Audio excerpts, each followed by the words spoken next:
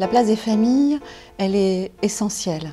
Elle est l'entourage du patient, on en prend soin. Au même titre que le patient, il traverse une période difficile. La famille, elle bénéficie aussi d'un espace de vie au sein de l'unité. On a un salon qui leur permet d'être à leur disposition avec une cuisine des familles. Ça leur permet de pouvoir rester déjeuner ou dîner dans l'unité. Il y a possibilité de rester dormir, il n'y a pas d'horaire, ils peuvent venir 24 heures sur 24. L'objectif, c'est que ce temps avec la famille pour le patient soit le plus proche de ce qu'il pourrait vivre à domicile, mais avec une structure hospitalière autour.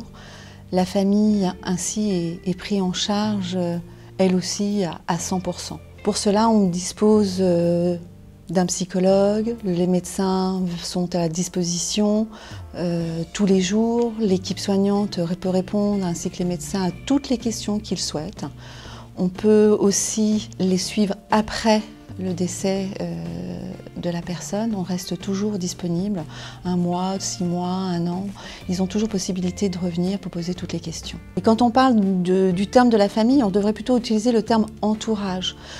Parce que vous avez des personnes qui n'ont pas de famille, mais qui ont des amis. Et ces amis peuvent avoir un rôle aussi essentiel dans leur vie. Et leur présence est extrêmement importante. Et puis en plus, la particularité, c'est que dans les services hospitaliers, les enfants ne sont pas autorisés. Il y a une limite d'âge. Ici, notre objectif, c'est que même le plus jeune qu'on ait eu, il avait 3 jours.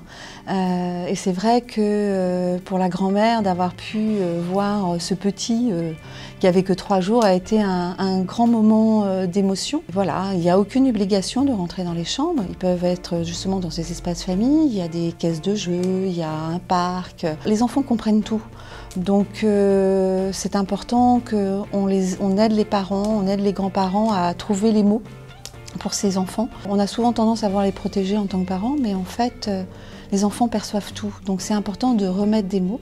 Et le rôle de psychologue est extrêmement important. Et puis on a à disposition des livrets aussi pour les enfants, pour aider les parents par rapport à l'enterrement, par rapport à la crémation.